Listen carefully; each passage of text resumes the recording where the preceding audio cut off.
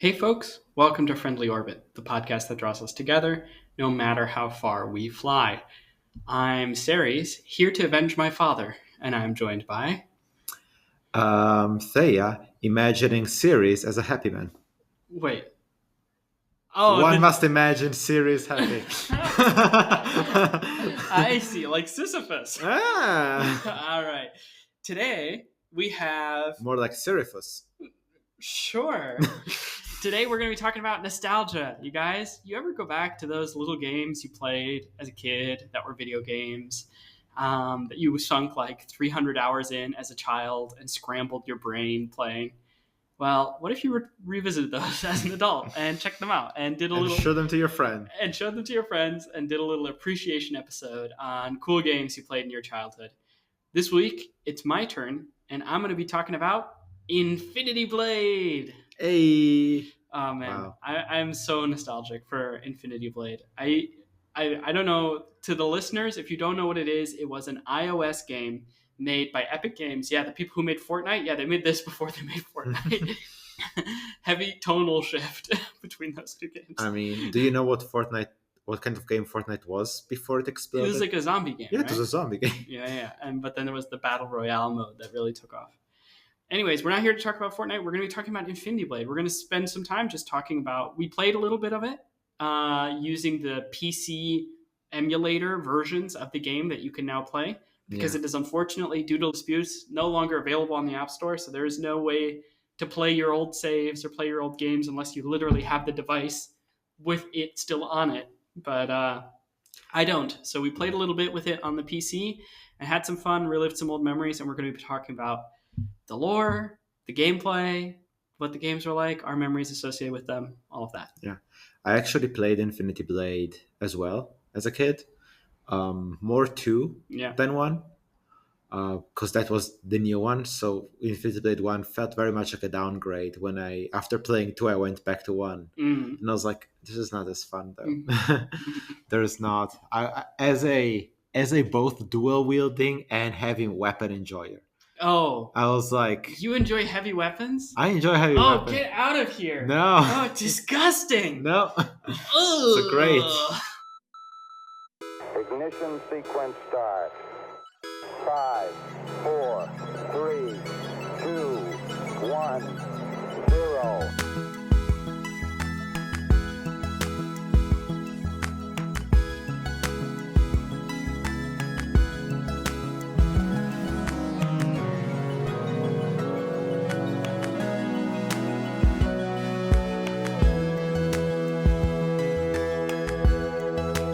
All engine running. Liftoff. Padre Ragavonze. The language is it's clearly where it wants to be kind of Latin European. Ceres thought that it sounded a bit like Italian. Yeah, I heard it. I was like, this does not sound like Italian. Some of it sounded like Spanish to me as well. Do you remember the Destinadas? Mm-hmm. Destinadas. Yeah. All right. So, Infinity Blade. If you've never played Infinity Blade before, what is a brief little recap, a brief summary of what is the game like? What is the vibe of the setting? What's it about? Yeah, it's a fantasy game about sword and shield duels. Yeah. Um, It's very cinematic. Like, it had, obviously now they look like potato graphics, but at the time it was like some of the most advanced stuff that iPhones and iPads could handle when the games were coming out. Yeah. Essentially, the core game loop consists in your characters entering navigating an environment. You having one or two options for where to go next. Usually there will be a door, there will be a ladder, and then as you progress, you're faced with enemies, and you need to make your way through several duels with these enemies and make your way up to fight the boss, which is always the God King in, I think, every version of the game. Well, or at least in 1 and 2. No, not in 2. In 2, it's actually Thane, a different death. Oh, yeah, you're right. But we'll get to that later. But there's a boss. King does show up in 2 in the beginning. There's a boss. Yeah, there's a boss, and then inevitably you die. Or even if you don't die and beat the boss, there's a cutscene, and then the game restarts with a new bloodline. Yeah. So you literally keep going through the same environment and fighting new enemies. And usually, at least in Infinity Blade 2, every time you reiterate, you unlock new paths Mm. to get to the boss. So the path branches more and more. In Infinity Blade 1, from what we played, I had the impression that was not the case. There are no hidden paths. There are no The hidden map paths. is much simpler. Mhm. But yeah, as Thea said, you're navigating through this map just by tapping on circles. Like if you tap on the circle that's sort of pulsing around a doorway, you'll get a cutscene of your character slowly, carefully walking through that doorway and encountering whatever's behind the doorway, right? Yeah. The game also has a lot of classic RPG mechanics. You collect gold, you level up, you choose how to allocate your points in like health, attack, defense, and magic. Yeah. You use the gold to buy new equipment to become stronger. Yeah. And the enemies become stronger. It's a very grindy game. I used to basically play it in the car and in the bus. Yeah. It was my go-to Yeah. like travel game because it's simple, it's grindy, and it didn't give me any nausea. Yeah. Yeah. So That's my highest praise for it. Yeah. So like in terms of the mechanics of how you play the game, right? It's pretty simple, and I think that's kind of what adds to the grindiness is that it's never all too challenging, but like overall the scope of progression that you can achieve is pretty high, you know? And so it's like there's a lot of weapons to eventually buy. There's a lot of levels you can eventually gain. Yeah. And so you're just slowly working your way through these fights, getting better at the game. I don't want to say the game has no skill involved to it because it does actually. And I think you can actually play the game poorly and get screwed up, but it's just like it's a repetitive game. It's an intentionally repetitive game that's sort of trying to get you into the zone. It shares a lot with other high difficulty games like the Souls games or even Cupheads, as in it's a game that rewards kind of like perfecting your skills. Yeah. Like there's not a lot of tactics to it. You don't have to figure out new ways to fight adversaries. You just need to perfect the 5 moves that this game has. You need to perfect them. And when you're faced with new bosses, this is something that I particularly remember from Infinity Blade 2. Sometimes you would unlock a new area with a new boss. Yeah. The skill would be basically memorizing the boss's moveset, memorize which attacks require which counters do not work against which attacks.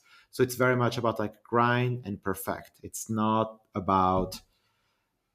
game that changes a lot. Yeah.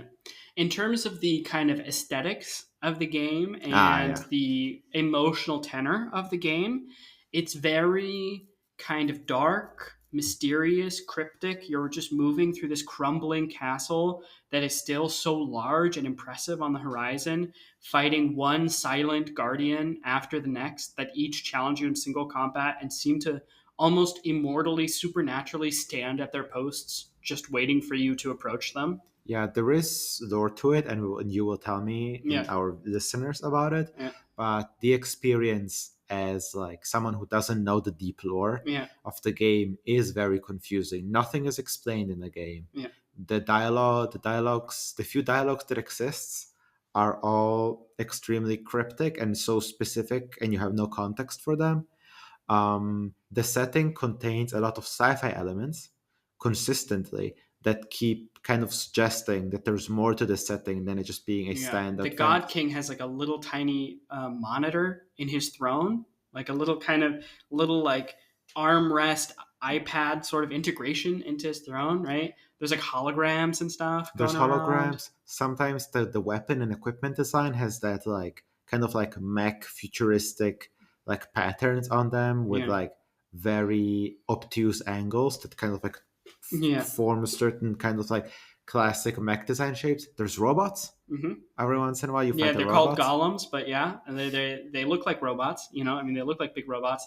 And I think also, especially the more as the game progresses, the more the mask kind of lifts, and you get to see more and more of the sci-fi elements. Infinity Blade 2 is like completely upfront about the fact that there is sci-fi elements to this game from the beginning. Yeah. Because every time you die, you don't restart with a simple cutscene of approaching the castle, but you awaken in an underground cellar surrounded by like high-tech machinery.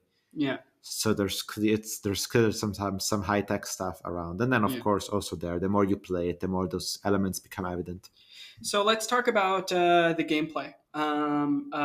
game one, like Oh, okay. how does the game work? Basically, you have an opponent in front of you who is on the front foot. They are assertive in the combat, and they are attacking you. And then you have two buttons with which you can dodge your character to the left or the right. That will allow you to dodge some amount of attacks. Mhm. Of course, if your opponent makes a completely horizontal attack, it doesn't really matter if you dodge to the left or the right because the You need attack to hits know you that either way. yeah, you either block it or you parry it. Yeah, so that's the third option the second option is blocking an attack. So you just have a shield button at the bottom center of the screen that you can tap, and this will block most attacks, although some attacks will break blocks because they're like so powerful, they will still deal damage to you, and they can still unbalance you. Yeah. And when your character is unbalanced, like there's kind of a response time and almost like a refractory period to every move in the game. If you dodge, you can't immediately undodge. It takes a moment, right? And when you get hit by an attack, you can't immediately go back into a dodge because your character will complete a staggered animation first.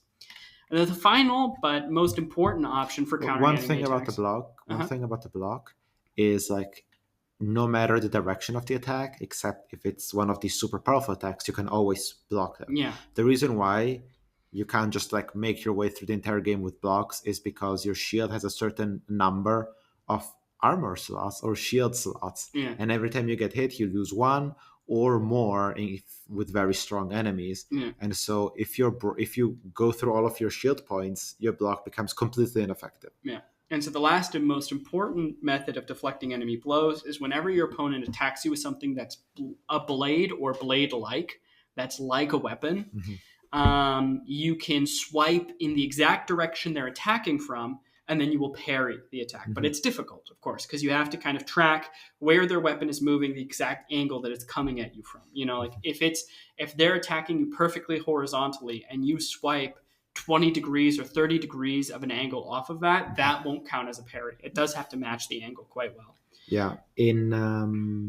So this is also part of why I said that it's a game of like kind of like perfecting a few skills, because you need, in order to parry well every time, you need to memorize every enemy type's kind of attack pattern, so that when they pull off an attack, you know exactly this is, even though this one looks a bit horizontal, it's actually a diagonal, or vice versa. For example, I remember one attack that like the big guys do sometimes where they swing their axe kind of from below, and it looks like it's going to be a sideways attack based on how the hand is moving on the upper part of the axe. But if you pay attention to how the hand is moving on the lower part of the axe, you realize this is actually a vertical slash from below, right? And so you need to parry downwards vertically to block it, not sideways horizontally to block it. Yeah. So these are the ways that you can avoid enemy attacks. And essentially, if you avoid the enemy attacks long enough that they get to the final attack of their attack sequence and you evade that one as well, you either block it, dodge it, or parry it,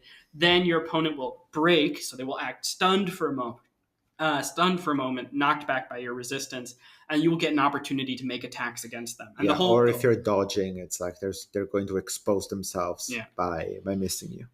And so parry breaks are the longest. That's why mastering the parry skill is the most important, because it's kind of one of the most universally applicable and it's one of the most rewarding. Dodge breaks are the second longest. Block breaks are the least long because they require the least amount of skill. And then in that break, you attack your enemy. And of course, the goal of the game essentially is to induce enough block breaks that you can get your opponent down to 0 before they can hurt you too badly. Yeah. Do we want to quickly just like pepper in what Infinity Blade 2 does to like add complexity to this system? Sure. So in Infinity Blade 2, the system gets a little bit more fleshed out. And the style of combat that we just described becomes the sword and shield style of combat. But Infinity Blade 2 allows you to also dual wield, so one weapon in each hand, and wield heavy weapons like a disgusting, depraved human being, which is wielding like one big weapon. An appreciator of heavy weapons. But so you tell me, you explain how the heavy weapon thing works again, because I never played much with heavy weapons. I found them to be very unwieldy and unintuitive. So I usually, despite the fact that they deal a lot more damage, I tended to avoid them. Yeah. The heavy weapons, with heavy weapons, you don't have a shield. You block with your weapon. So the heavy weapon has a block score. But also it's impossible to dodge with the heavy weapon. Yeah. So it's all, which I remember it's being all very parries. Annoying. It's all parries and blocks. How do you if your opponent kind of stabs you, right? Yeah, Normally in Infinity Blade 1, the only way to avoid that kind of attack would be it's with a dodge. block or a dodge. You Yeah. can't parry that kind of attack because Yeah, you can't swipe in the direction the blade's coming because that direction is into your iPad. yeah. How do you handle that with a Well, with a heavy weapon if you can't dodge? from what I remember, if you get a full frontal attack, you just use the central block. Okay, because I always thought the central block was raising the weapon above your head, which would not protect you from a stab, right? No. It's more something like this. Like you put it in front of you and maybe a little bit above you. Thea indicated holding the weapon across your body, Yeah, sort of across. from shoulder to hip kind of style, like holding it Yeah. out in front of you on a diagonal. Yeah, so instead of the dodges, you have like the side block for each side. Yeah. And so the game works like in a bit in a way like it almost works the other way around than dodges. Yeah, because with a dodge, you would, if the attack is coming from one side, you dodge towards the other side. Yeah. With a block, you need to block the side that the attack is coming from. And this is particularly interesting with certain enemy types from Infinity Blade 2, which are like big monsters and not like a very big guy, but like a quadruped, like a fully animalistic monster that sometimes you fight, because they have these claw attacks, and sometimes they do these like side swipes, and sometimes they do a swipe, a vertical swipe that is kind of diagonal, and you have to learn which one is which, because the more diagonal one, you need a central block for it, but the side swipe, you need a side swipe for that. And also their attacks you can't even parry because they're not wielding any weapons, so you only rely on blocks. So maybe we didn't also make that clear earlier, but parries can only be used on weapon attacks. Like if somebody punches you with a fist, you can't parry that. Yeah. Headbutt can't be parried. It has to be like kick, you can't parry. Yeah. But yeah, no, you did say that. Okay, and then so there's the dual wielding. Dual wielding. So dual wielding is a lot like the sword and shield fighting style, except for you just don't have a block button. Instead of the block button, you have sort of a duck down dodge. You have a dodge that goes downwards. So if an opponent makes a completely horizontal attack, you can tap that button and dodge downwards. And then otherwise you parry. The advantage of light weapons is they also have faster attack animations. So, I mean, clearly that they're worse, right? At base level, their evasive abilities are worse because you can't use a shield, which is a nice catch-all you can use with it. So what you get as a reward in exchange, right, for having worse defensive capabilities, much faster animations, is that your attack animations are much faster, and also your combos are faster. So in Infinity Blade, when you attack from one side and then attack from the other side and then attack from the original side again, when you're attacking, if you swipe like that, like once in this direction, once in that direction, once in the direction from the start again, you deal more damage. Your character does a combo hit, right? And it deals more damage. And the combos of the dual wielding weapons, they're much faster because you can combo into each other. So you can just start swiping back and forth and back and forth and back and forth, and you will start a combo chain that doesn't end. You will continue to combo. Yeah, with the sword, you would have to start a new combo every time to get that extra combo damage. With heavy weapons, there is no combos at all. Yeah. You basically do one slow attack, and then it kind of like slows down, like the frame rate slows down, and it gives you direction to swipe in, and like if you nail the direction to swipe in the second time, it does a second attack with more damage. And the idea is that the harder the enemies get, the less time you have left. You have to do that second attack. Also, do you want to briefly talk about gems in Infinity Blade 2, or is that too granular? Let's go to some of the further mechanics. So one of the mechanics is over time, whenever you deal damage and are dealt damage, you will be charging up 2 meters. One is your super meter, one is your magic meter. Once they're full, you can tap on your super to stun your enemy and get in a free block break, basically, get some free attacks in. It's also a pretty nice and long block break, so it can be very useful on tougher enemies. And the magic comes from your ring, the ring that you have equipped. So rings are just pieces of equipment that you loot or buy throughout the game. You can only wield one ring at a time. You can only wield one at a time, and you can tap your magic meter when it's full to draw a pattern on screen. specific to the modes of magic that your ring can produce, and then you produce an effect associated with that. Your ring can heal you. That's kind of like a U shape. If you have a healing ring and you draw a U shape, you'll heal. If there's a shield shape, which is like the inverse shape. Yeah. It's like an N shape. But there's like, if you do a circle, that's fire. If you do like, the others are all elemental yeah. damage types, basically, except for drain, I guess, is not technically an element. Drain. Yeah. So you can like damage your opponent or heal yourself, basically, with your magic ring. And then Infinity Blade 2 expands on the customizability of the system. There's like a lot more content, a lot more loot. The map is also much more complex in Infinity Blade 2. One of the ways that complexity is added is weapons start to have gem slots, which are like slots that you... Weapons and armor, I think. Yeah, all items, actually, All items. pretty much. And I think rings don't have them, because rings are already complicated enough. But the equipment in the game has these little gem slots. And basically, you can collect gems throughout the course of the game, and they can give you different bonuses. They can give you, additional damage, but they can also give you like quite complex things. Like every time you perfect block, resistance to a damage type is a big one. Yeah.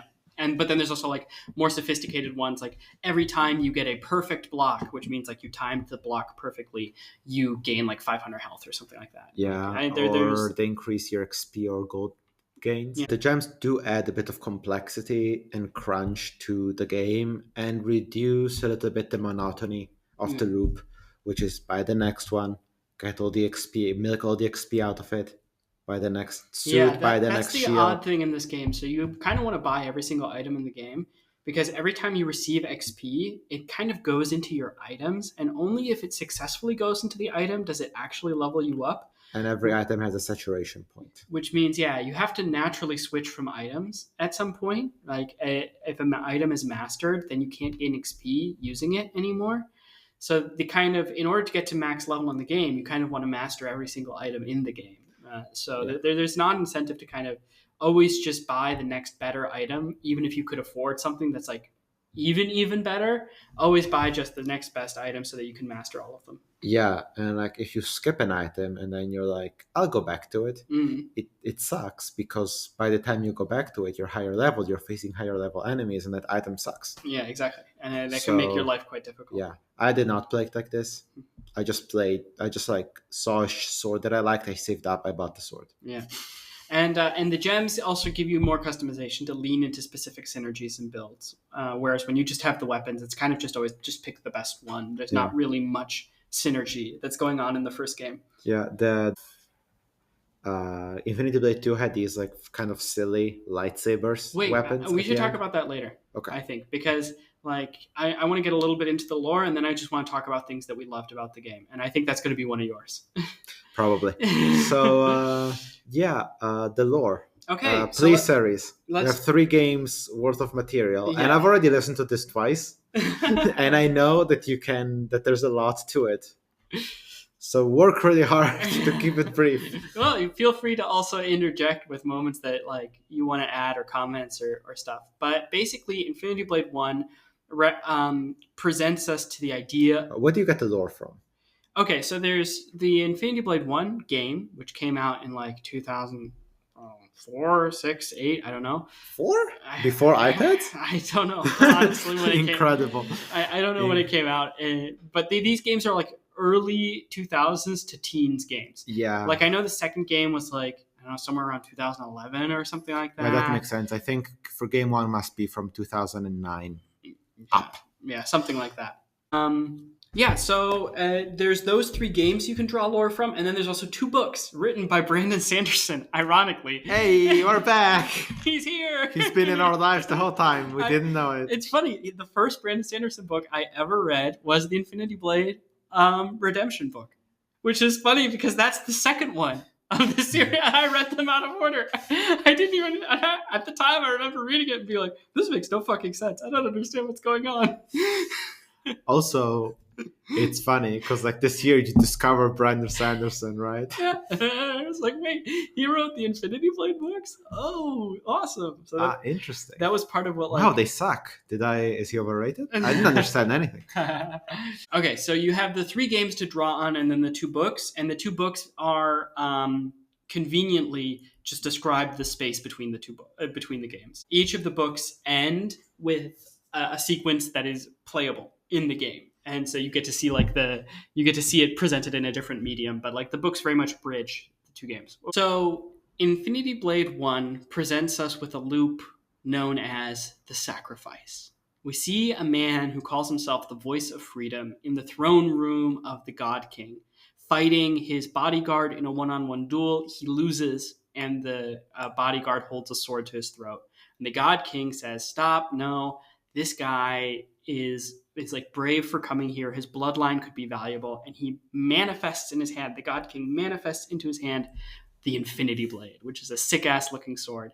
And he stabs the guy through the chest and says to him, basically, "You're going to serve another purpose to me. Your bloodline, your prowess is charging this blade now. And when they send people to avenge you, he's going to charge it further," right? Yeah. At this point, if you have to imagine this, we've never really addressed this, but like everyone in this setting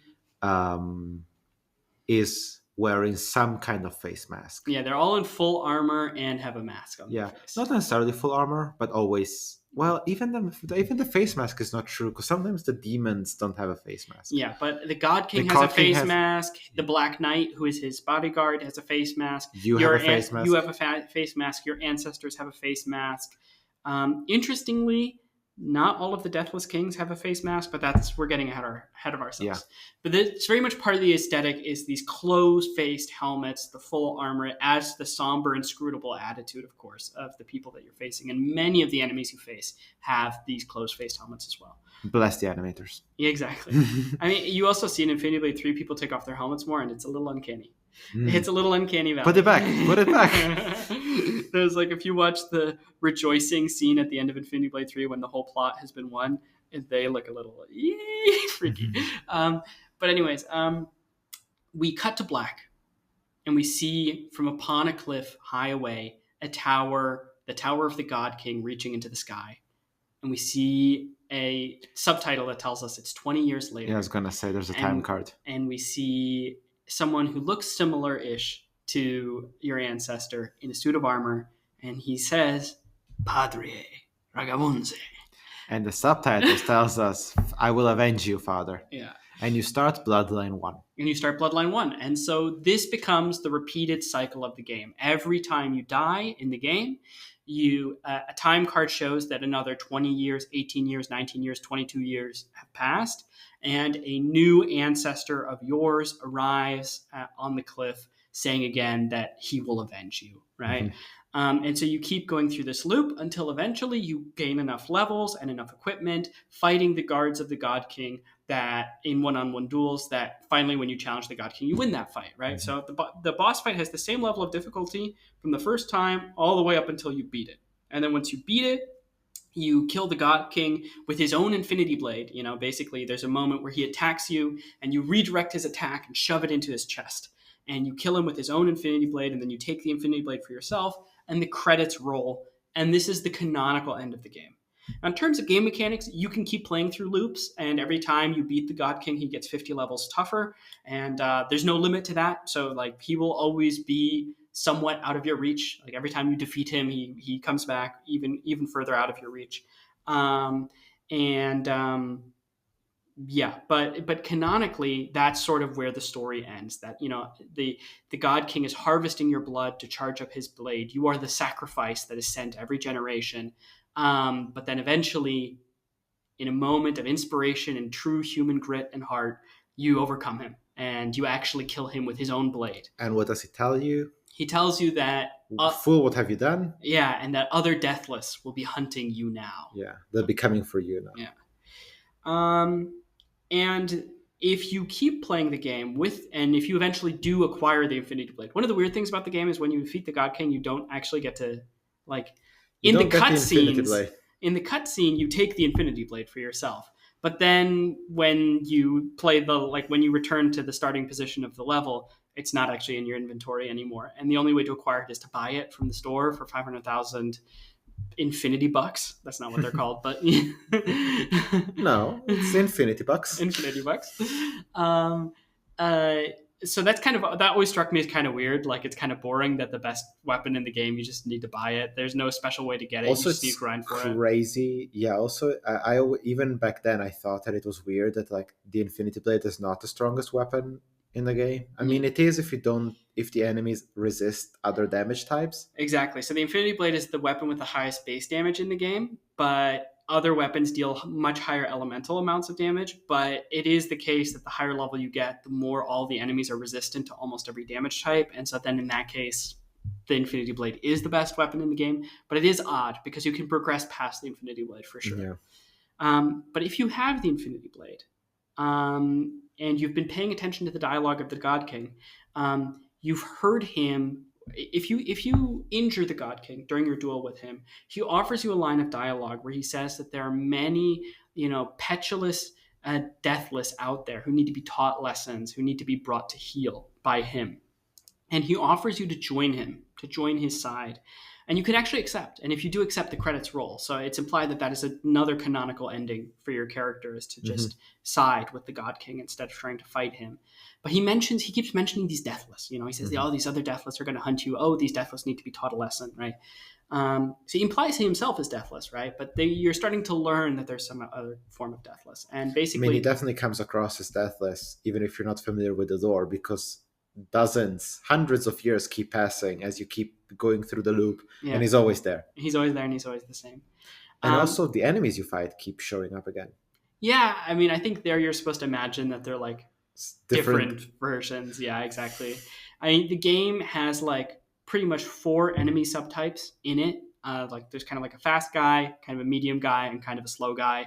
And like the fast ones deal less damage. And the dancing guy. Yeah, exactly. And it's like, but the game works a ton with like texturing and stuff like that to make these enemies feel different, even though they have the same moveset and the same damage values, which the game is still grindy and repetitive as hell, but it's kind of fun repetitive, and they really squeeze all the toothpaste out of the toothpaste tube, I think. They really try and make the game as like use up as much as possible. Like they try to make the game as diverse as possible without actually having to make new enemies, without actually having to change too much about the game. But one small feature that One small feature I think the game uses to keep you on the spot is that it randomly generates piles of gold in the environment. So even though you're watching the same cutscene that you've already watched 20 times, there will be piles of gold and like stuff lying around that you can like health touch. Potions too. Yeah, and you want to pay attention to the spots where those spawn and tap on them. Exactly. Like the first time that I played the game, the first time that you played, they might come across almost like annoying. Yeah, because you're trying to enjoy the nice cutscene. Yeah. But by the 20th time you've seen the cutscene, you're paying attention to the gold. You want to tap on those little gold sacks and get some money. Yeah, so the first ending of the primary canonical ending of the game is you kill the God King, of course, but there is sort of this hidden ending that you joined him, and then there's a final ending that was added in an update. And so I know that I'm a hardcore original Infinity Blade stan, because I remember the first time I played the game, this content wasn't in the game. So I was playing the game back when it was getting updates. But there was a Deathless Kings update that added a segment to the basement where you could there's a pillar, an obelisk, a small obelisk, but it's got the outline of the Infinity Blade in it. And if you own the Infinity Blade, you can insert it into that pillar, and it unlocks 3 cells in the basement. And it is implied that each of the people in these cells are deathless. And so you can fight 3 deathless. And unlike when you stab the God King, and unlike when the God King stabs you, now that you have the Infinity Blade, when you stab these guys, a huge explosion of bright light emits from them, somehow implying that the Infinity Blade is slaying the deathless, right? Like giving them the final death, the death that they cannot recover from. And then if you defeat those 3 and you go further into the basement, you actually get to meet the ancestor of yours who joined up with the God King, and he tells you, the God King isn't truly dead, and challenges you to combat. And if you defeat him fully, then he has one final line where he says the God King will return, he will reclaim what's his, and when he does, he'll be unstoppable. And your character says, well, when he comes, I'll be waiting.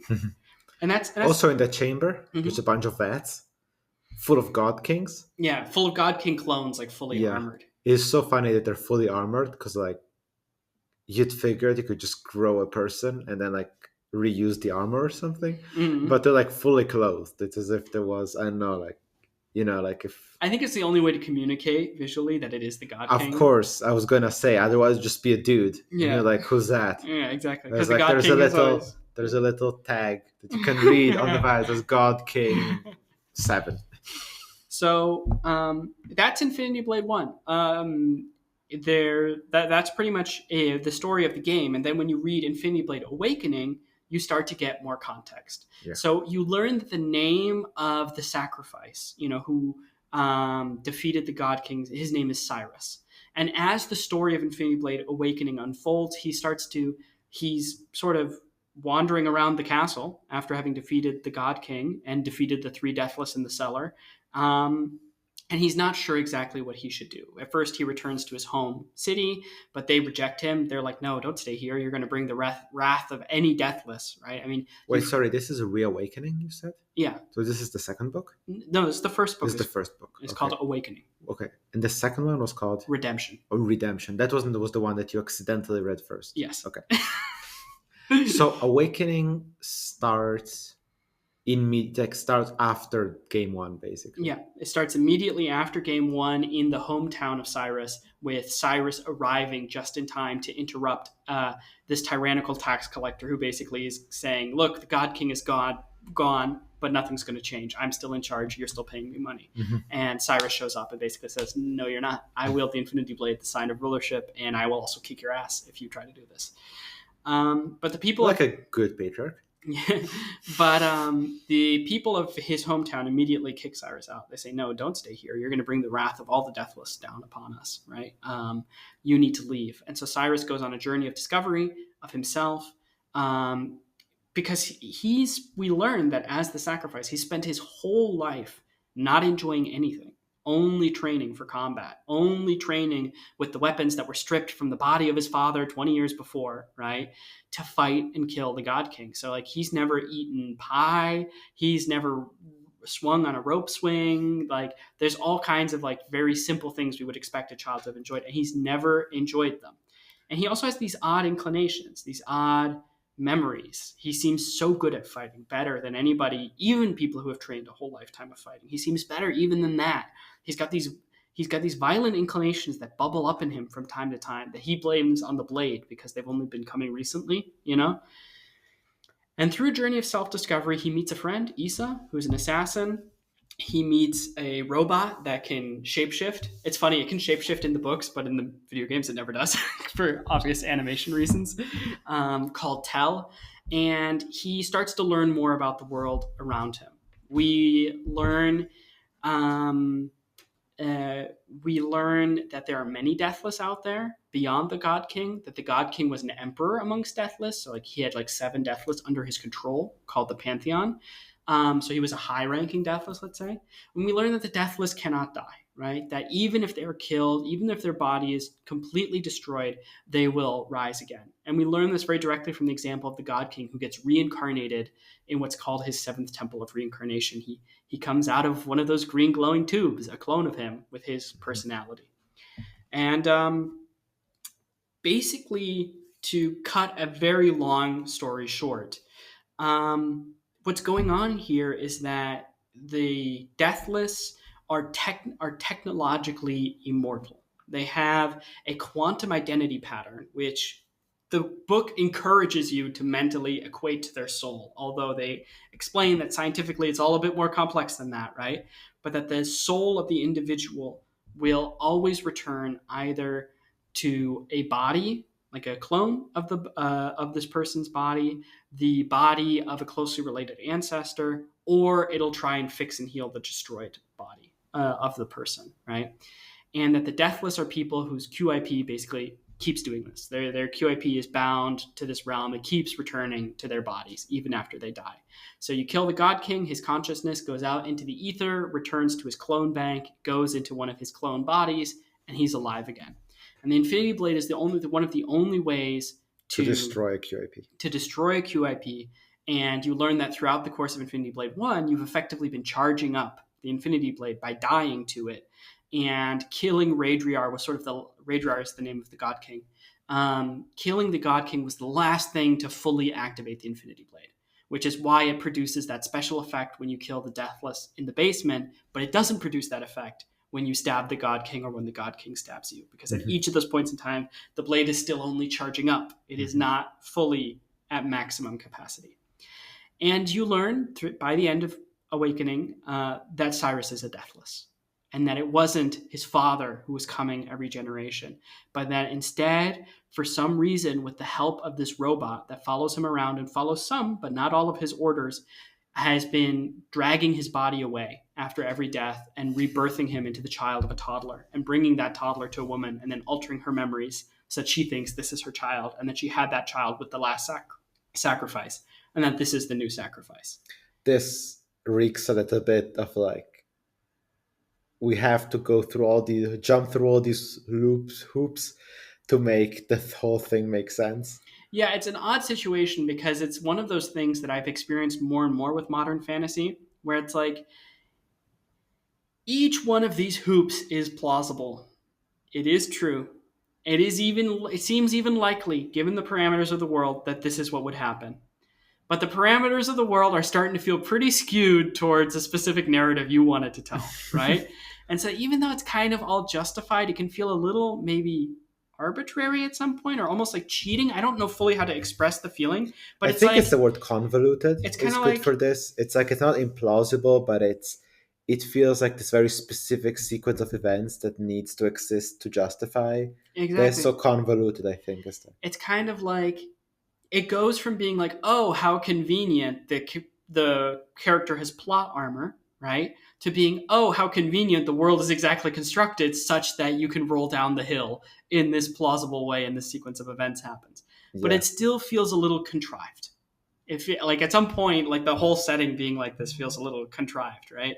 Yeah, it's almost like Brando couldn't just like let it be a mystery. Lean into the soft world building of like, it's not clear. You already like that this child keep getting reborn as a child. Yeah.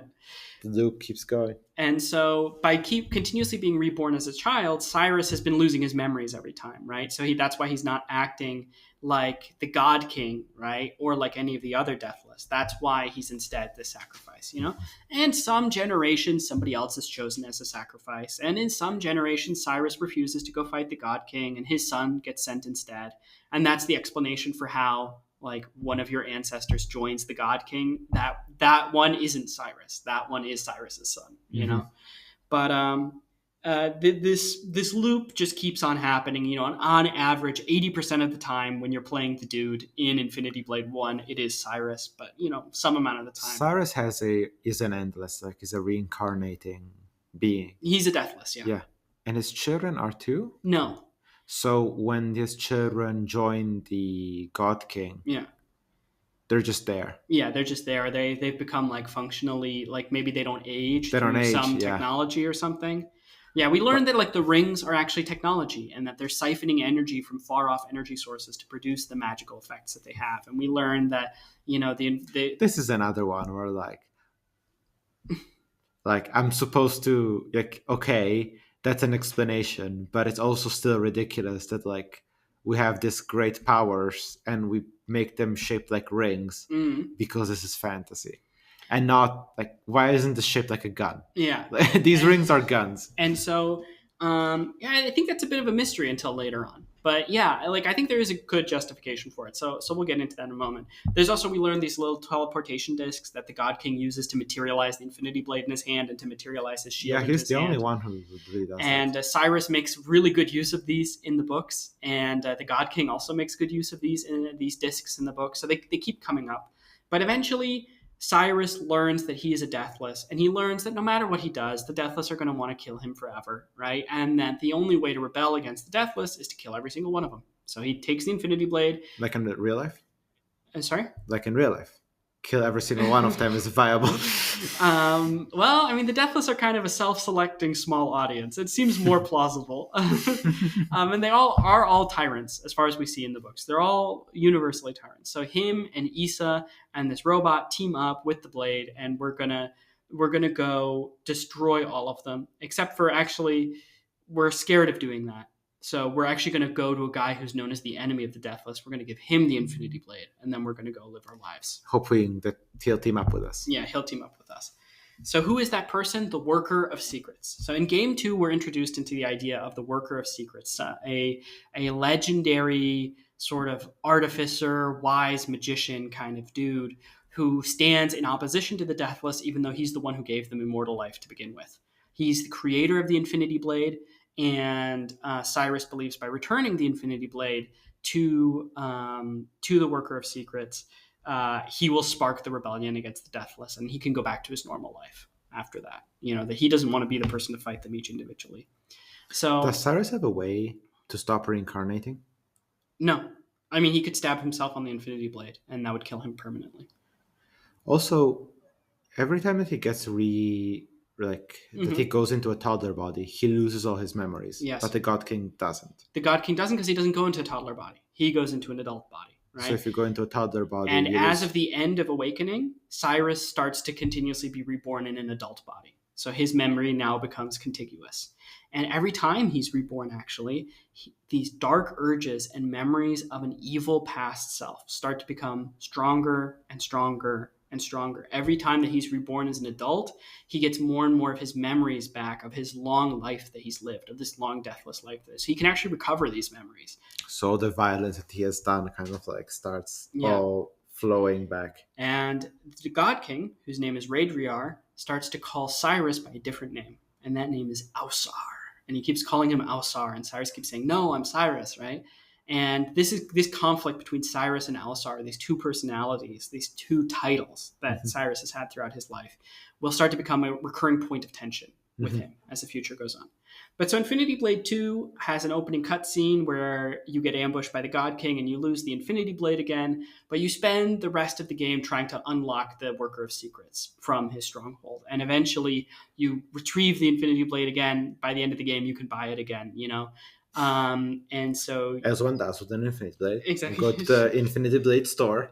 I'm sure in lore you're actually receiving it from fighting the God King, because you do fight the God King multiple times in game 2. In the first fight you lose, of course, because it's the tutorial, and then you win the second fight because it's not the tutorial.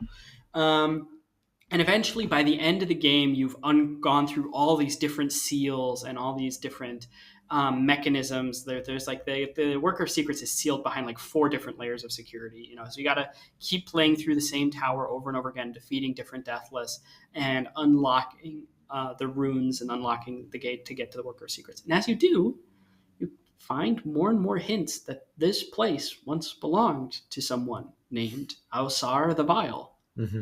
And the reveal at the end of the game is the Worker of Secrets locks you into the Vault of Tears that he was locked in. That's the cage that he was held in, was called the Vault of Tears. He locks you in there. And the reveal at the end of the game is that Ausar is the person who locked the Worker of Secrets away in the first place. And the Worker of Secrets isn't a nice guy. And giving him the Infinity Blade is a very, very bad idea, because you know how bad the Deathless are? Well, the Worker of Secrets treats the Deathless the way the Deathless treat people.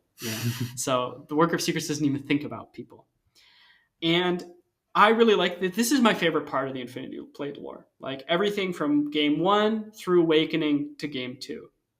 Game 3 is kind of, I'll cut it short. The Worker of Secrets wants to blow up the whole world. He claims he's blown up. Yeah, he wants to blow up the whole world. He wants to go to the moon, blow up, glass the entire planet, have life redeveloped. The moon is already blown up. It's cracked, but it's not fully blown up. Yeah, and it's noticeably closer, and that's never explained. I love that. Mm-hmm. And they call it heaven. And none of that is ever explained. And I love how the game holds on to its cryptic sort of things. Certain things are just never explained because they don't need to be. That's part of the mystery. That's part of the fantasy. That's part of the vibe of the setting. But yeah, he wants to fly to the moon. But magic rings need to be explained. They're actually teleporting fire from the fire plane. Well, because, of course, Cyrus goes and finds a geothermal vent and attaches the little clip from the ring into the geothermal vent so that he can shoot fire out of his fire ring again, so that he can warm Issa so she doesn't die of hypothermia. Brando fucking Sanderson.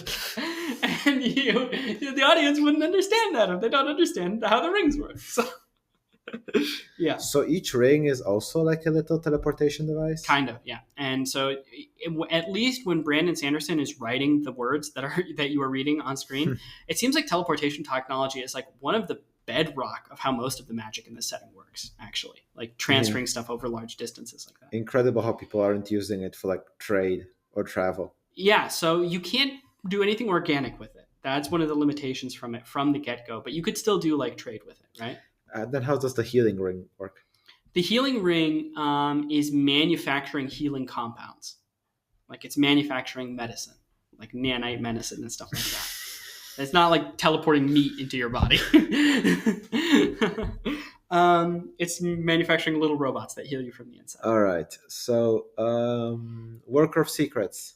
He wants to fly to the moon, glass the planet, and then rebuild life from first principles and create a new world to his liking.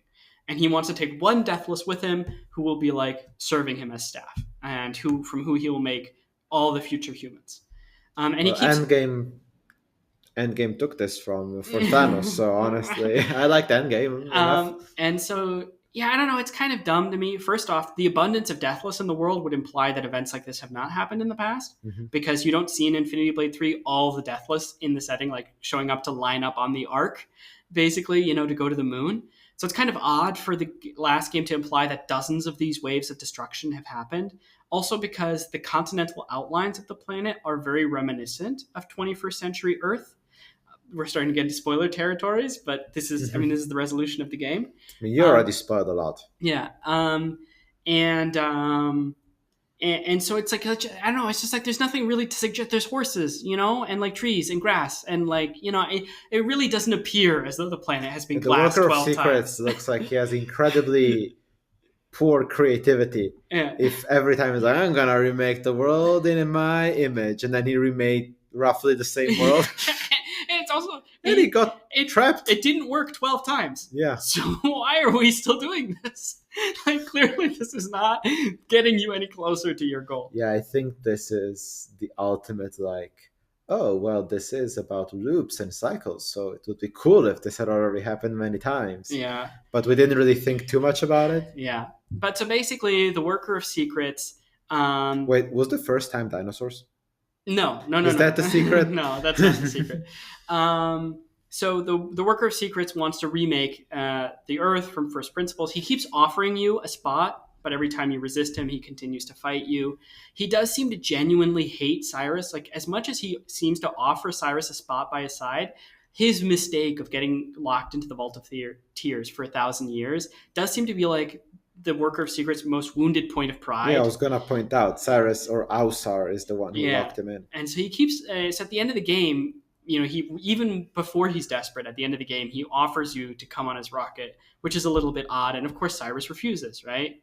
Cyrus says, no, I will stop you. I will defeat you. The people will know freedom from the Deathless and freedom from you. I'm just imagining Houston, Texas, launching the rocket, and there's two dudes in super heavy armor swinging axes and swords at each other. That's the ending of Infinity Blade 3. I believe There's a giant underground rocket. It's going off, like fire's coming out of the bottom of it, and as it's going through the launch sequence, you're fighting the Worker of Secrets right in front of it. Like, yeah. It's so goofy. So it's the Worker of Secrets A, still in his full like armor set of like heavy high fantasy. Is he wearing that and also a big spacesuit over that? No, he has he is such an alter. So they state explicitly in the books that the QIP is not your DNA, right? And that your consciousness is more tied to it, but it seems to have the same properties as DNA in the sense that when you mutate someone's QIP, you mutate their physical appearance, right? And so, it's implied that there's some fracturing of Cyrus's QIP that was causing him to keep being reincarnated as a toddler, right? And so the Worker of Secrets has altered his own QIP to make himself. He's resistant to the Infinity Blade. He regenerates much faster than other Deathless do. He's got like other superior physical abilities than other Deathless. So he is a mutant. Like he may very well in this setting not need to breathe. We've seen that at least one of the Deathless Knights or Kings who are trapped under the thing does not look like a human anymore. He has mutated himself. He looks like a big green toad troll kind of thing. Yeah. Or entirely out of his own volition. Which is very funny. Strange. Like, I don't know who this guy was before, but clearly. Yeah, it's implied. There was an interview with one of the creators, Donald Mustard, and he was like, yeah, he chose this for him. It's a strange choice. But so through the process of Infinity Blade Awakening, through a series of flashbacks, and through other contexts in the game, it is revealed that yes, this is Earth. This is Earth in a far, far future. Once upon a time, in a world much like ours, although a little bit more technologically advanced than the 21st century, Mr. Gallup was running a company where he developed. He's like a CEO, billionaire, brilliant Tony Stark kind of personality, except for he's totally evil, right? And he discovered the QIP. He invented the deathless technology. He invented the teleportation technology, and he purposefully started selling it to governments and like lobbying against it getting regulated because he wanted to precipitate a global war that would reduce humanity to ashes, to produce a new age in which humanity doesn't govern itself, but instead deathless rule as kings, with him the greatest king amongst them. And the idea is, so his view of the world is one of absolute autocracy, and with It's him altered carbon, but post-apocalyptic instead of cyberpunk. Exactly, and he's at the head of it all. And so I think a lot of the reasons why things are fantasy themed is because it's resonant to the deathless, because the deathless were born in like modern day Earth, growing up with stories of fantasy and stuff like that, and because they like keeping everybody who is not them at a low level of technology. They like there not being guns around. Stuff, low tech stuff really helps the endless remain so powerful. Exactly. They like not having guns. They like not having tanks. They like not having jet planes. That was kind of the whole point for them, right? Of resetting humanity, to turn it sort of into an eternal Garden of Eden where the deathless rule as these medieval lords that can nowhere close to be challenged, because most of the people don't understand what a monitor is, let alone a computer or a QIP or the... Yeah, this is another thing. Technology is not completely gone. They still wield it. It's just everybody else is prevented from it. Exactly. So the deathless have cameras, they have microphones, they have robots that aren't intelligent but know how to fight, are like algorithmically capable. Who builds this stuff? So the Worker of Secrets is implied to have built a lot, but the Deathless, I think, also build a lot. And they have their devoted... They build their own mics? Yeah, exactly. And they have their devoted, who are like tech priests, who they give knowledge of technology in exchange for their eternal devotion, and they craft things. It's also implied that not all Deathless handle rulership the same. So it's interesting, because the more time goes on, the more you learn that the God King, through an accident, was actually a child when he was turned into a deathless, a child from, say, the 22nd century or whenever Mr. Gallup was alive, from that time. And so he's the only one for whom the Deathless Act was never really an act, because he was kind of born into it and he was kind of grew up with it. And his father, who has gone through a few traumatic experiences and has himself become a murderer in the course of these flashbacks, has learned that his boss is fundamentally evil and wants to destroy the world, is disillusioned by the wars going around him. There's already nuclear wars happening before Mr. Gallup's teleportation program is set to kind of destroy the world even more. And his wife's cheated on him with a horrible coworker of his who ran over his son. He just had the worst week imaginable. And so he takes his son, who was almost killed by this car accident, to Mr. Gallup, and he says, make him deathless. And Mr. Gallup agrees. And in the last moments that guy has to speak with his son, he says to his son, be a king, son. Take away their weapons. Take away their ability to hurt one another. They don't understand what's good for them. Be better than them. Be a king, And the God King, Raedriar, lived by that his whole life, basically. And he's a very interesting character because he's a full autocrat, but he actually is concerned with the well-being of his people. And we learned that one of the main reasons he's been oppressing them for the last hundreds of years was solely so that they would keep sending him the sacrifice, so that he could charge up the Infinity Blade, so that he could take care of all the other Deathless Kings and keep his people protected for eternity and actually give them a much better quality of living, right? And so actually, Infinity Blade Redemption, the redemption, I feel, when I read that book, is much less about Cyrus and much more about Raedriar, who at the end dies for his belief, dies for his people, dies in order to bring the last opportunity of hope, to steal the last fragment of information that is needed to defeat the Worker of Secrets by the end of the game, Yeah. Speaking of the Worker of Secrets in all of this, He's Gallup. He is Gallup. He's exactly. The CEO, yeah. And so he has no regard at all for human life, right? And so I love the twist of like, oh, we're going to unlock the Worker of Secrets. The enemy of my enemy must be my friend. And it turns out the enemy of my enemy is a bigger asshole. Is a really bad dude. Yeah, it's like when a villain describes somebody else as like completely vicious piece of shit. Yeah, exactly. And so the Infinity Blade 3 is won when Cyrus stabs the Worker of Secrets through with an Infinity Blade, which doesn't kill him because he's immune to the Infinity Blade. And the Worker of Secrets laughs at you and says, "You think I would create a weapon that could hurt me?" And then Cyrus says, "No, but I do believe in redemption." And he takes out the same device that was used to scramble his memories that turned him from the vile warlord Alsar into Cyrus, the good-hearted person fighting for his people, right? That same device, throughout the course of the games, you've recovered it with that piece of information from the God King that he gave you about the Worker of Secrets. It's been attuned to the Worker of Secrets, and he jams it into the hilt of his weapon. And so the Worker of Secrets gets reborn as a toddler. And so there's the last achievement of the game is called Toddler of Secrets. And Cyrus and Issa, who have developed a romantic relationship at this point, because they had to. I was going to say man and woman. Yeah, man, woman, 2016, must together. 2016 isn't even that, like... I know. But still. The game also is very gazy in regards to her. It's also a little gazy in regards to Cyrus, so it feels a little bit equal opportunity, but it still feels more gazy in regards to her than it is to him. I mean, I have to see it with my own eyes, but I think there's always a difference when, like, a man's big, cool muscles are shown off when he's working out. Yeah. There's actually in the... for the Folding Ideas channel, is the guy who made the NFT, the bar goes up channel, the line goes up. Yeah. He made a cool defending, or like a lukewarm defense of the 50 Shades of Grey movies. Mm-hmm. And like especially it's interesting, he contrasts movie 1 with movie 2, and how like movie 1 has been directed by a woman who actually put in some effort in that movie, and the second one feels very much more like was a paycheck for a dude.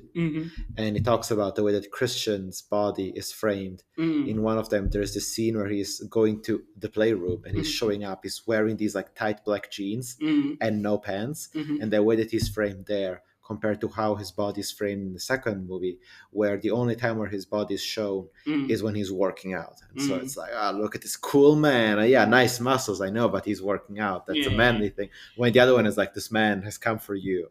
Isn't he hot? Yeah, it's more sexual. Exactly. So I wonder, since you just described the thing as gazy, I was like, I wonder which one of the two they used on Radar. I know which one they used on her. Yeah. But no, on Cyrus. Cyrus. Yeah, so Cyrus, basically, because I kind of skipped over it because the games don't fully explain it, but just to be clear, Cyrus used to be Alsar the Vile, one of the heads amongst the God Kings, the original wielder of the Infinity Blade, the person the Worker of Secrets made the Infinity Blade for, to keep the other Deathless in line.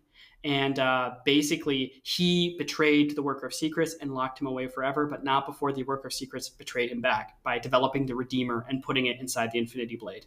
And when when Alsar is challenged by Radriar, the God King, the God King disarms him of his Infinity Blade and stabs him through the chest, the same way you do the reverse to the God King in Infinity Blade 1 and the reverse to the Worker of Secrets in Infinity Blade 3. It's a recurring theme that the person who wields the Infinity Blade is disarmed of it and stabbed with it themselves, right? And so Alsar is subjected to the Redeemer, and therefore this bloodline cycles. And that's why he becomes the sacrifice. He becomes this child every time he's reborn, right? And now he's, by the end of the game, he's used that same technology on the Worker of Secrets. The Worker of Secrets can't be killed with the Infinity Blade, but can he be redeemed by it? So what's the status quo of the... So the games end with the rocket not launching into space, with Earth not getting glassed, with Cyrus and Issa adopting the Toddler of Secrets to raise on their own to be a better man. And the implication is that, with the Infinity Blade being the foremost fighter on all the Earth, and the fact that Infinity Blade technology is a lot more common now, because of course in the last game the Worker of Secrets makes like 7 Infinity Blades and hands them to all sorts of so it's the Infinity Blades. I was gonna say it's not Infinity Blade 3, it's really Infinity Blade 7 if you really think about it. Exactly. So now that this Deathless technology is like, Brandon's in Awakening text implies that a solution to this is to turn everyone into a Deathless, which I think would make for a very interesting society. I don't know if a society like that could really function, but Infinity Blade 3 seems to clearly imply, to me at least, but what if we also just kill the Deathless, right? The Deathless just become mortal if Infinity Blade technology is so abundant now, right? They just become like mortals. Infinity Blade 3 also clearly implies that Cyrus is the best swordsman on the planet anybody's ever seen. So it seems like it would be hard to defeat him via the other Deathless. And there's a few moments of rebellion that are also shown. It's shown that like people are ready for change, people are ready to rise up and fight. So overall, the series doesn't really conclude on what happens with the Deathless, which is also part of why I don't really like Infinity Blade 3 as much. Like, I don't like the proliferation of Infinity Blades. I don't like that the bad guy wants to blow up the whole world. I don't like, but yeah, anyways, and I don't like that it doesn't conclude what actually ends up happening with the Deathless. But it's left to the imagination, but there are a few different outs that you can imagine based on what's given to you in the lore as to how the Deathless issue could be addressed, how it could be solved.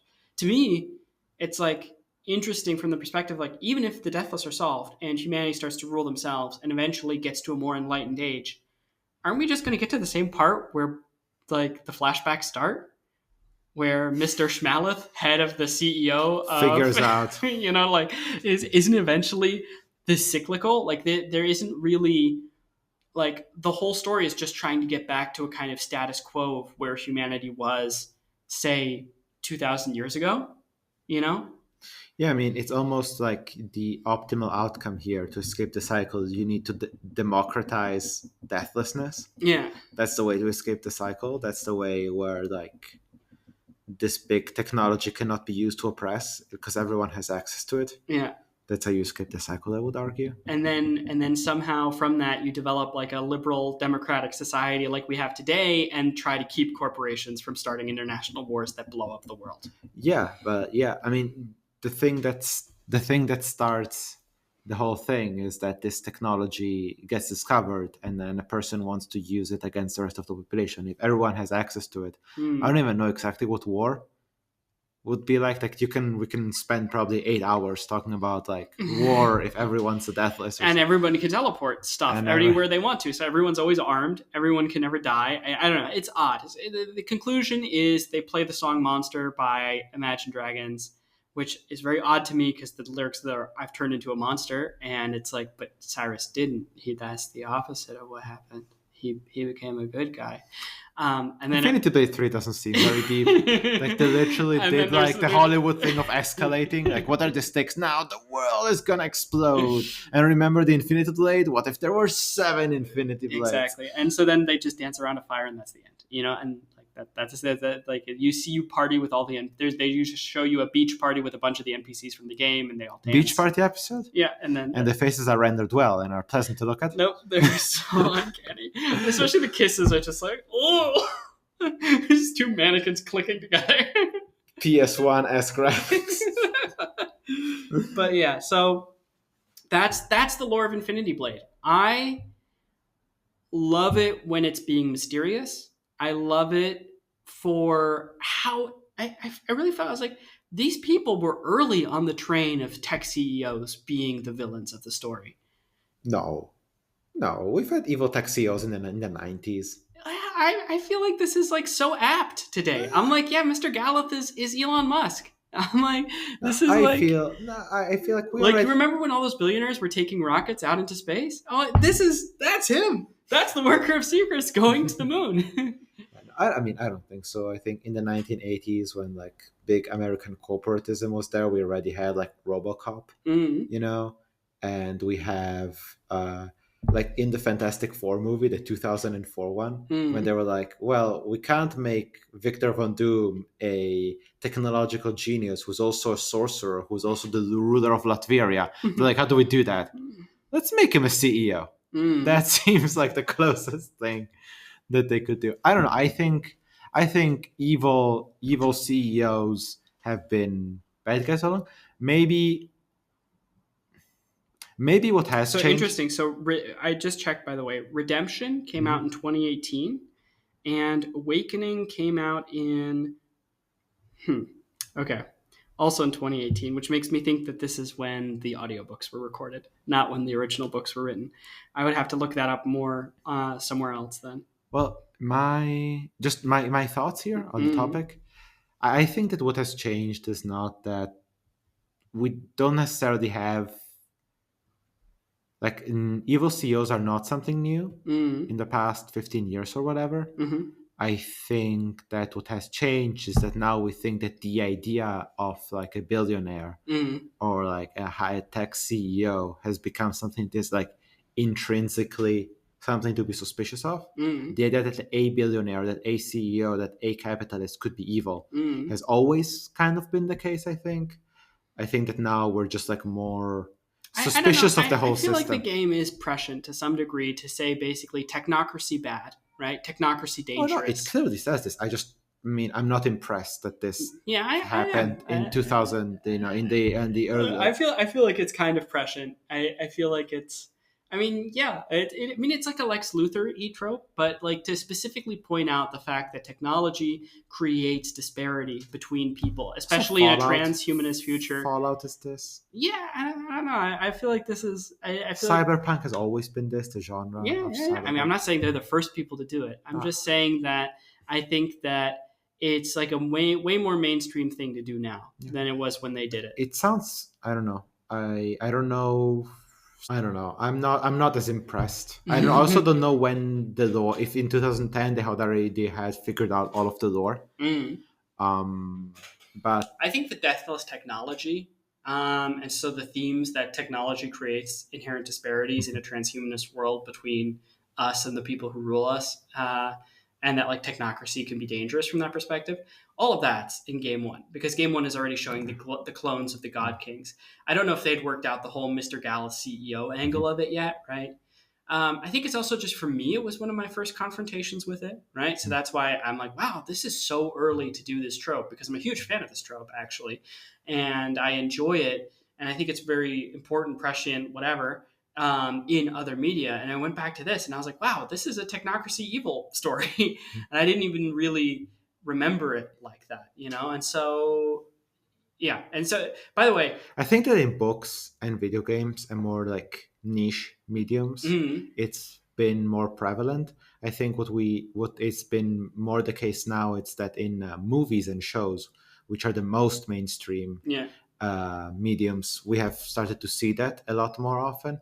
But like I don't know, I feel like in literature, I feel like in Well, video I games, like also we think have like Bioshock. well, and like think about it. Like for me, the next game that I really played a ton of was Borderlands. Right? Yeah. Borderlands came out in 2012. I didn't play it right when it came out. I played it like I was playing it in like 2016 or something like that. Mhm. But like Borderlands is also like Borderlands 2, the one I started Yeah. with, is it's like evil CEO, right? Mhm. Evil corporation trying to colonize a planet, and you are the people on that planet trying to resist corporate dominion, right? So I feel like I was having a moment at that point in time, you know? Like, I don't know.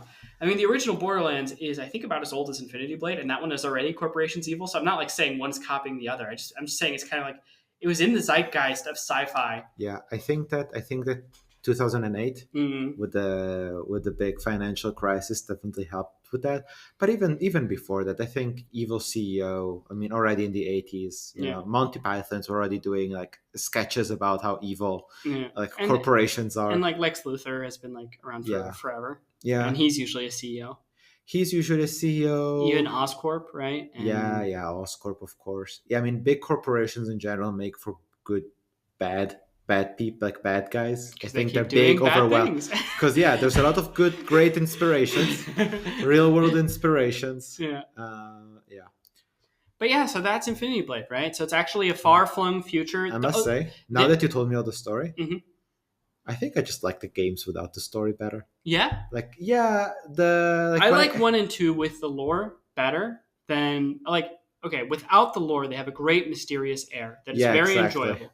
But I still like the lore for 1 and 2. Like it adds to me to understand how these discrepancies arise, why your character is named in game 2 and isn't named in game 1, what's happened in the meantime.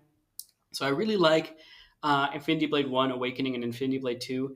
But as of Reawakening, it started to get weird for me. Like Cyrus overcomes his internal conflict with Alsar by just deciding not to be Alsar, which is like, yeah, I mean, that's kind of how you have to do it. But I don't know. It didn't feel like in any way like there was like, it was, you know how Brandon can be very insightful with about like mental health and stuff like that at times. Yeah, that you have to. It's a continuous struggle. You Yeah. have to. You have He to wasn't- work it. You have to and- carry it your entire life. Yeah, in this book, it just happens, you know, and I don't know.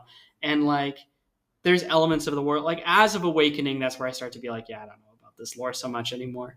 But that's why I'm actually really excited that 1 and 2 are ported on PC. I can play the part of the series that is my favorite. Because I also remember Infinity Blade 3 kind of deviated from the recipe. It's instead of you moving through one linear environment, taking different paths through it, it became an open world game. And like there was all sorts of different areas you could go and visit, and you didn't get to repeat them. So you didn't get to give that love and detail, to every single location. The way you become really familiar with the castle of the God King, or you become really familiar with the Vault of Tears, you don't get to really do that in Infinity Blade 3. So I actually don't mind so much. At the beginning, I was like, it's too bad that the best of the 3 games didn't get ported. Now I'm more like, it's good that the 2 good ones got ported. Yeah, no, I agree. Like, there's some things that don't need to be explained. There's some areas where I think mystery would have been better than like having the exact answer, like knowing exactly how the rings work. They're technological. That's cool. You don't need to explain how. The characters don't understand how. We don't understand how. That's what makes it feel like magic. It's magic technology, right? Yeah. Also, like, you cannot convince me there's a rational explanation for why we made these things shaped like rings. The explanation is fantasy world. Well, I think the explanation is actually Radriar wants to evoke mythology and kingdoms in the Middle Ages because that's the kind of society he believes in. That's what he wants to be. He wants to be a king. And so as the person who monopolizes technology, he decides what appearance it takes. And he decides form factor is important.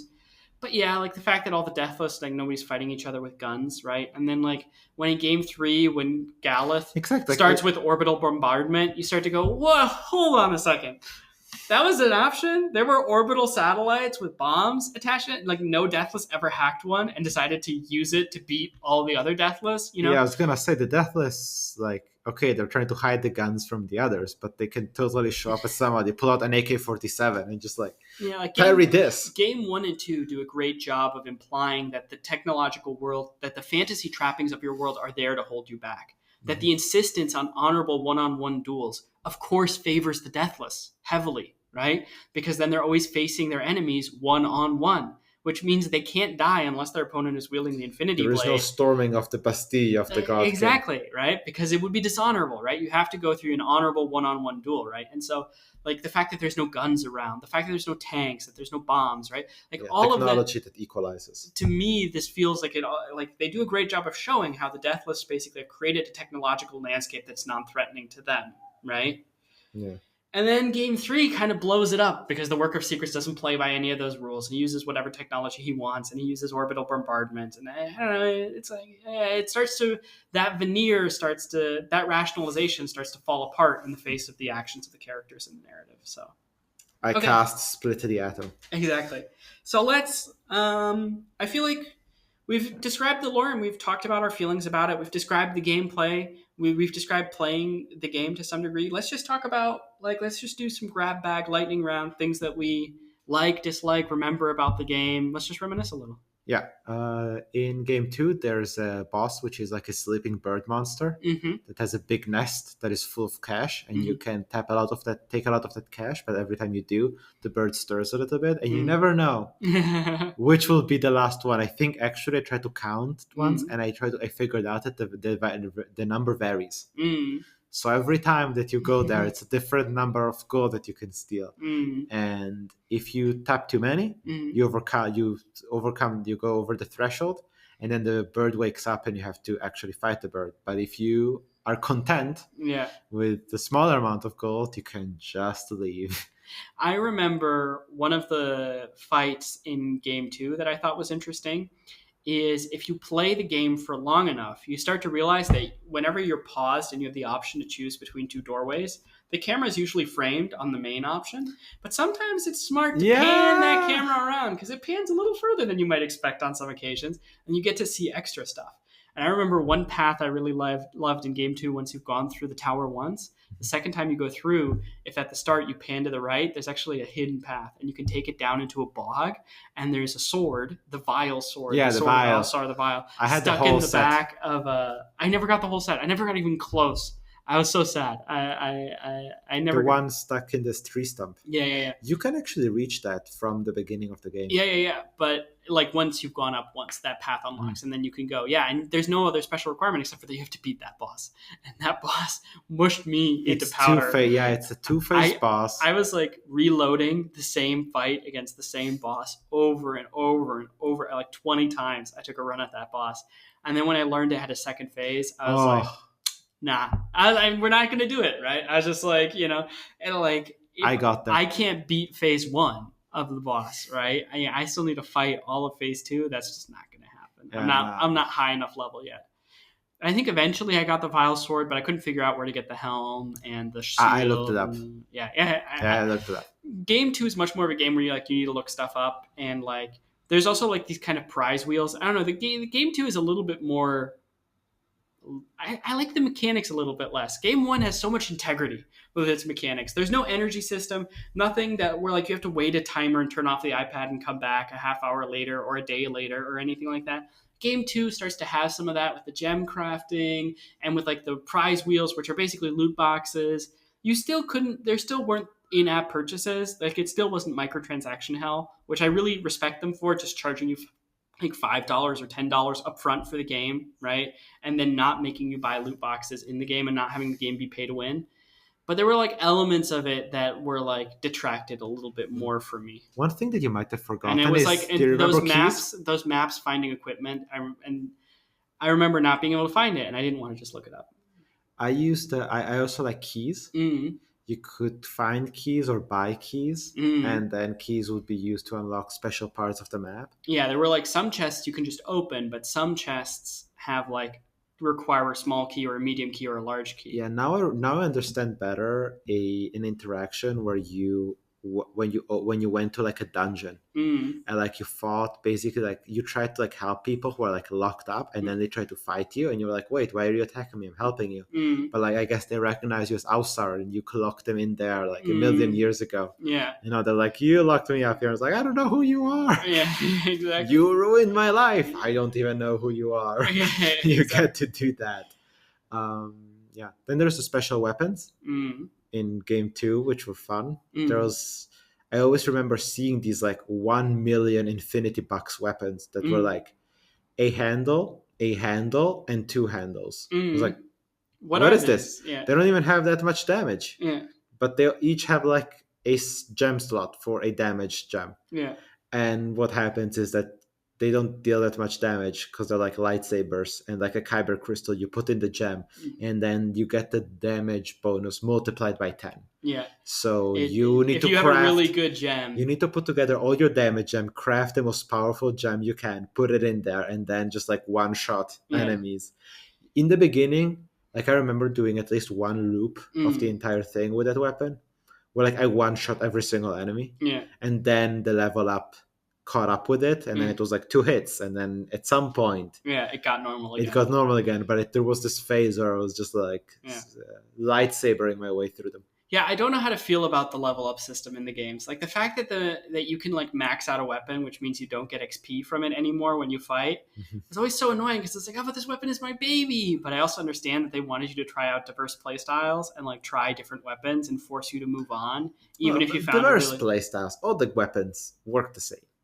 No, I mean like a drain weapon that heals you when you attack with it, really encourages you to kind of play differently, and like some of the damage type weapons against certain enemies could kind of, but yeah, like I see what you're saying, but they kind of want the game to change, right? They kind of don't want it to get stagnant, that you're stuck on this one sword. I mean, by the end, I remember I had like my couple of like maxed out weapons, but they were like the best weapon with this type of damage, the best one, and then I would just like pick the one with the correct elemental damage type to overcome resistances. Yeah, and just do that. Yeah, but then you don't level up anymore, which is sad. Yeah. I don't know. I mean, I had the whole armor set that was done. I had locked up I had gotten locked into the vault like 20 times. I remember just playing this game so much. Just the meditative, repetitive way that you would just go through bloodline after bloodline, fighting the same people, fighting the God King. And I didn't even know that there was a New Game Plus option. Like, I fully leveled up every single item in Infinity Blade 1, I'm pretty sure. Or, like, almost. Like, it got close to fully leveling up. Like, all the way to level 59.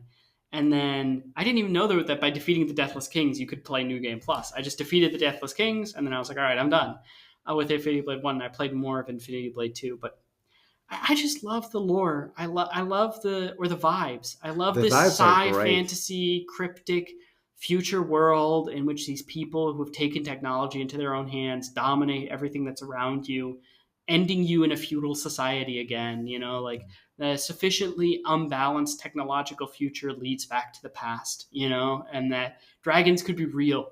You know, that these genetic mutants that you're fighting the whole time. You know, what I mean, they just look like, oh, a tough guy, or oh, like a troll, or oh, like a orc maybe, or something close to an orc or something, right?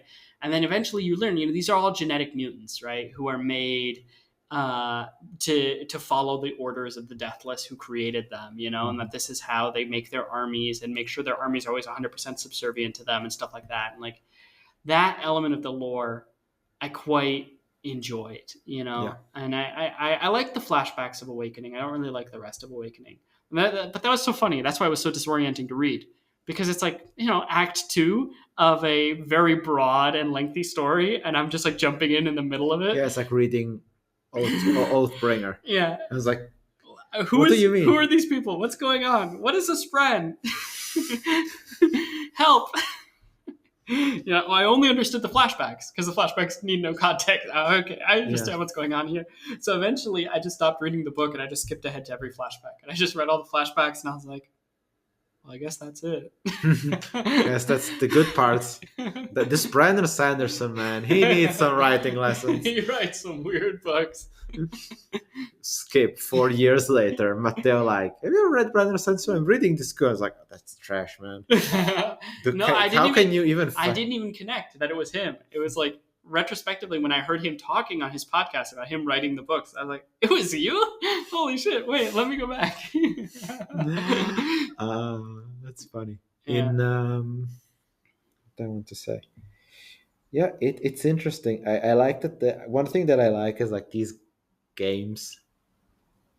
Like the first game seems like almost like they conceived the lore to kind of like synergize with like what one of these game is. Yeah. It's like the lore is made to justify this like grindy game where like no, you don't die and reload. Yeah. You try and then we skip ahead of time and there's like in world all of these things have happened. That title card is so small but carries so much weight. You know, when you're on Bloodline 32 and you remember that each Bloodline is a 20-year skip, you're just like, wow. I have spent, you know, like I have spent 600 years fighting the God King, you know, at this point. It's just that sense, you know, that sense of the epic stretches of time and, you know, how little things change in this world and how hard the control is that the Deathless have over the world. But also, I just really enjoy cyclical games. Like, I enjoy games where you go through this loop over and over and you get better. And the amount of attention you pay, right, to find all the little gold bags and to find the hidden treasure chests and to find the secret paths that you maybe haven't gone through before, right? Like, this game starts with the premise of what if it was a cinematic combat game where you can't steer between combats, which sounds originally like a drawback, but then has like all these different mechanical innovations to make that actually really fun and really part of the game. Like as it is, I can't wait to next time I have a few hours on my hands, just go through the Infinity Blade 2 Citadel again and rediscover like what the layout is and where all the rooms are and what all the different routes are that you can take through the Citadel, you know, to the very top. I'm interested. I remember that the start of Infinity Blade 2, the tutorial, does not take place at the fortress at all. It doesn't. So it takes place in the court of Sadie, who's a Deathless information broker who shares with you the location of the Worker of Secrets. So that's the setup. Kind of Act 1, or like the prelude of the game is tutorial, learn how to play the game. Raedrar takes the Infinity Blade from you, and Sadie tells you where you can find the Worker of Secrets. Then the main chunk of the game is going through the Vault of Tears, like going through that citadel over and over again, eventually unlocking the Worker of Secrets. And the final epilogue is kind of the Worker of Secrets being like, oh, I can't be released unless you bring Raedrar here to entrap him. Because for one Deathless to leave the vault, another must enter. And then you having to go fight Radriar again, now with all your leveled up equipment. You take him back to the Vault of Tears, and the Worker Secret kicks you both in and closes it. And he goes, haha, loser. Perfect. Can you go over there and can you check? I think there's something interesting, something shiny. Holy shit, is that a gold coin? Where? Is that an Infinibuck? Is Tap, that tap, tap, tap, tap, tap on the Infinibuck.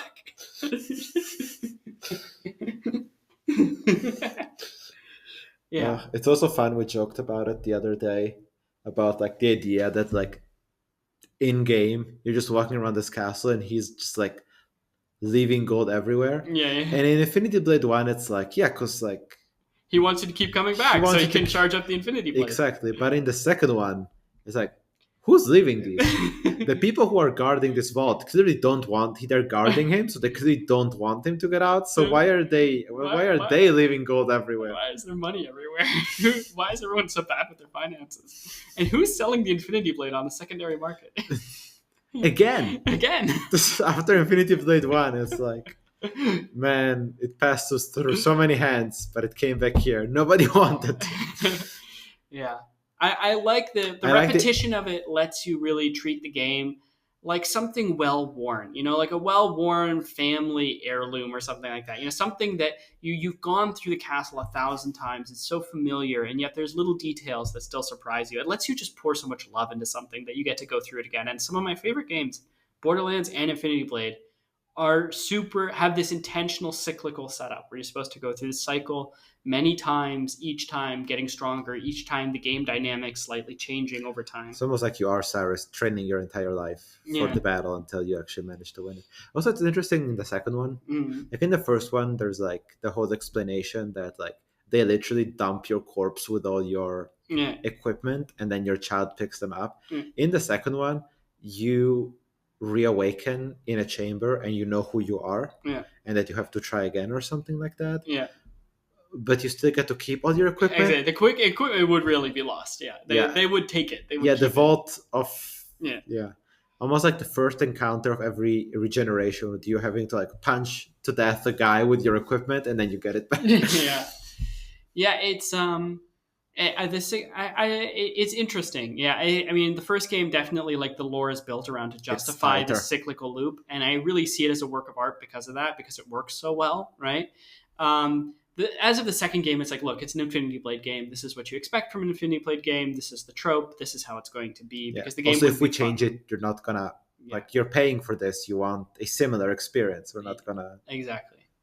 One thing I want to mention that I also love about the games that I didn't learn until very recently is that there's negative bloodlines. So what's negative bloodlines? If you manage to die in the tutorial, you get reborn again, but into sort of a hidden game mode called negative bloodlines, where now every time you go through the loop, instead of saying bloodline 1, bloodline 2, or in game 2 as they call it, rebirth 1, rebirth 2, now it's rebirth -1 and bloodline -1.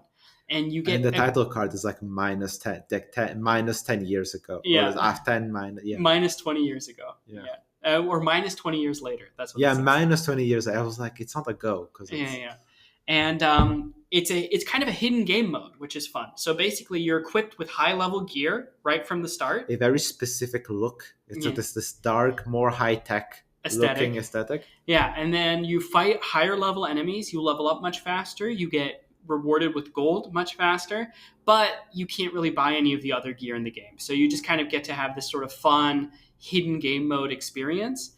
And if you buy the items in the game that you're like, if you buy the suit of armor that you're wearing in the hidden game mode, but the light version of it, then it becomes available in normal save. So it's in New Game Plus, though. Yeah, in New Game Plus. But so it's kind of like a hidden achievement or like hidden gear, which is kind of fun. I haven't tried it in Infinity Blade 2. I know it exists. I've only played through it in Infinity Blade 1, but I'm excited to try it in Infinity Blade 2 because it seems to be like gem themed. In Infinity Blade 1, it's just like, look, you're super overpowered at a low level. You level up really fast. You get a bunch of gold really fast, but also you can never improve your equipment. So you start off very strong, but you start to plateau, as time goes on.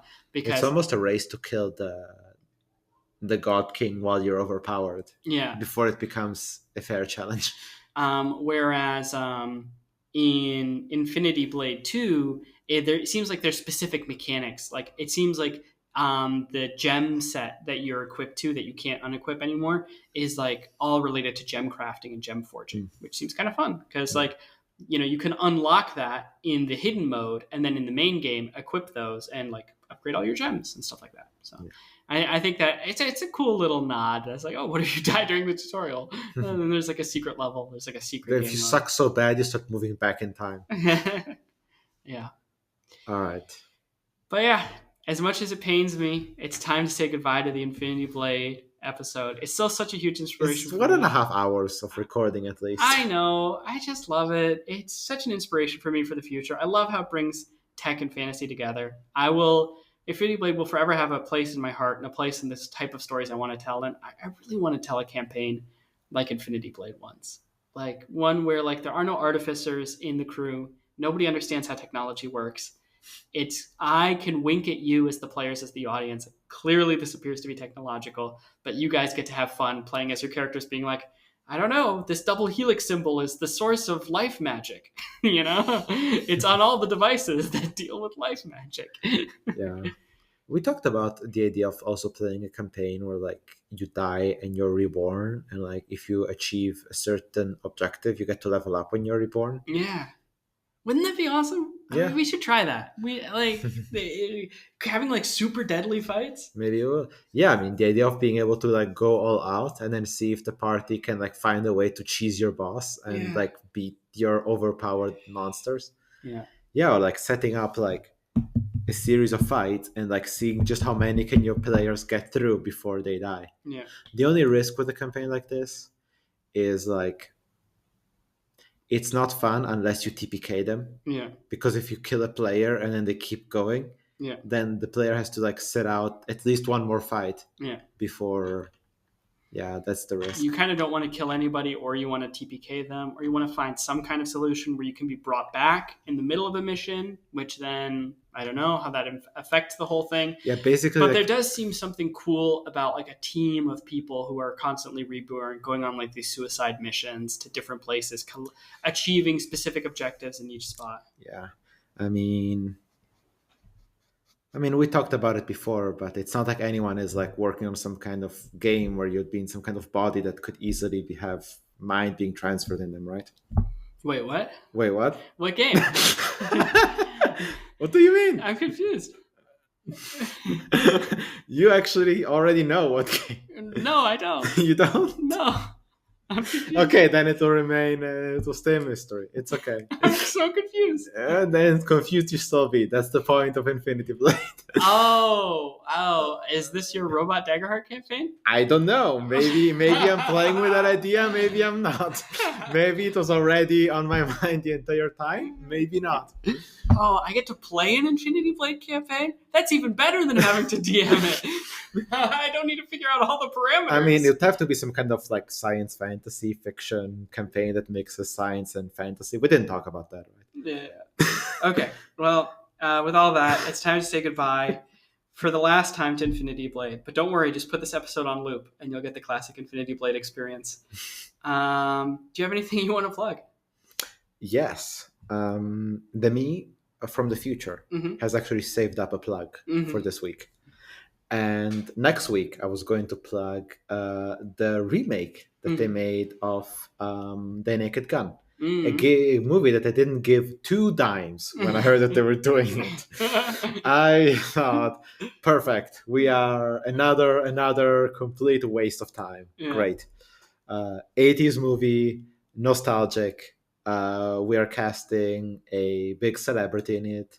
A big action star and a serious action star. Neeson gets to be funny this time. Yeah, and because it's got Liam Neeson in it, the remake. It's a good movie. Also, they cast him because of a joke that like Leslie Nielsen and Liam Neeson he got confused with him all the time, and people asked him if they're related. And it's like, no, we just kind of sound the same. But yeah, no, the movie. That's hilarious. Are you related? It's like, no, we just clearly established how we have different last names. Leslie Nielsen and Liam Neeson. Are you related? No. There's a lot of very fun. Yeah, there's some very fun jokes. Some of them are in the trailer. my favorite one is, I don't know if you know, but O.J. Simpson is in those movies. Oh, is he? Yeah, and so they have this scene where they're kind of paying tribute to the older movie, where like he is kneeling in front of the picture of his dad, and then we cut to the guy, to his friend, kneeling in front of the picture of another old actor in those movies, and then like we pan over like all the cops are like talking to their dad and having like a heart to heart to their dad's fathers. There's one guy looking at OJ, and then he just like looks in camera and goes like he like shakes his head and is like, no, we're not doing this, we're not doing it with this guy. But yeah, that's in the trailer. It's not a spoiler. In general, they do the most important thing, which is kind of playing it completely straight. Like he acts like a serious action star through the entire thing, even though, of course, everything is ridiculous. The jokes are, I think, much like the first movie, kind of like hit or miss. Some of them work really well, some of them don't. Some are clear homages to old jokes from the first version. They're very aware that it's a remake. They're trying to kind of like they lean into it, and they break the fourth wall a lot about the fact that they're doing a remake of an older movie, and that they're kind of like hoping that this works, and that it manages to be both like something fresh and new, but also like harken back to the original movie. It's good. It's not a masterpiece, but I didn't give it 2 dimes. It got very good reviews. I watched it. I was like, good movie, had fun. Yeah. Well, I'm going to plug Infinity Blade 1, What? 2, and 3, and the 2 books written by Brandon Sanderson. You've already heard my opinion that the first book and the first 2 games are really where it's best. I would recommend Game 2. If you want the OJ experience, you could deal with the bad graphics, play Game 1. But if you want OG something... experience. Yeah. You said OJ. Well, Freudian slip. And got him on the brain. But if you want a more updated experience, play Game 2. I've already said enough about the game. There's literally no need to say anymore. So, all that being said, it's time to avenge our fathers. No, it's time. It's the end of the episode. So this is the end of episode 52 of A Friendly Orbit. If you want more, you can find us at youtube.com/@afriendlyorbit, as well as on Spotify and Apple Podcasts. And if you want to tell us something, just leave us a comment there. But if for some reason you're a freak and you want to send us an email, send us your emails at afriendlyorbit@gmail.com. All right, Ceres. I'll talk to you later. And to all of our fellow Voyagers, we will couch you out there amongst the stars. Ceres, I will avenge you. Hey folks, welcome to A Friendly Orbit, the podcast that draws us together, no matter how far we fly. I'm Thea, and this week... We're starting Bloodline 2 of this podcast.